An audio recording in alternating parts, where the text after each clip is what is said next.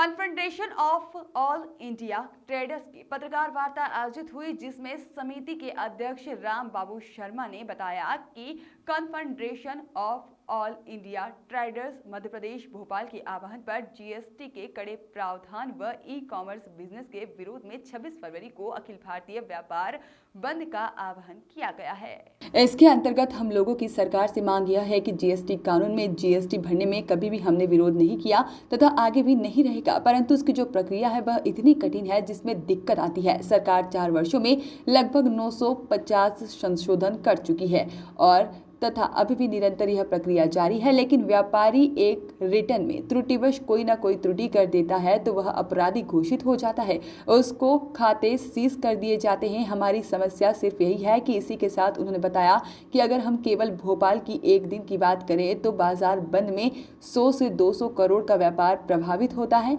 और पूरे मध्य प्रदेश की बात करें तो हजारों करोड़ों का व्यापार प्रभावित होता है।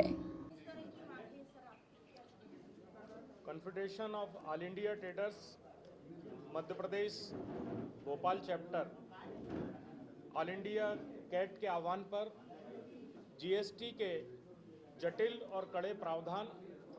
और ई कॉमर्स बिजनेस के विरोध में 26 फरवरी को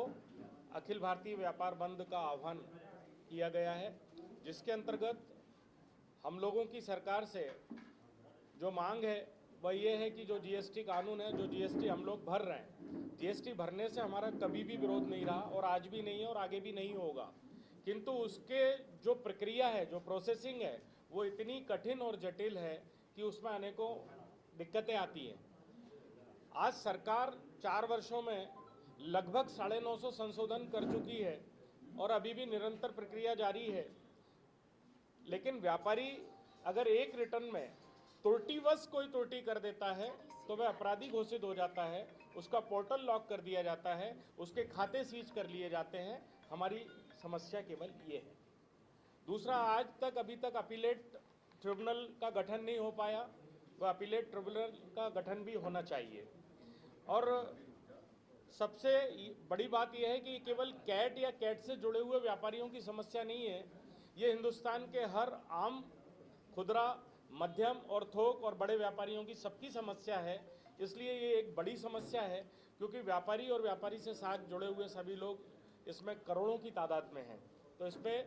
सरकार को शीघ्र अतिशीघ्र ध्यान देना चाहिए और जीएसटी के जो कानून है उसमें इतनी पारदर्शिता, सुगमता, सहजता और सरलता होनी चाहिए, जिससे एक कम पढ़ा लिखा भी कोई व्यापारी है तो वह भी सरलता के साथ अपना टैक्स ईमानदारी से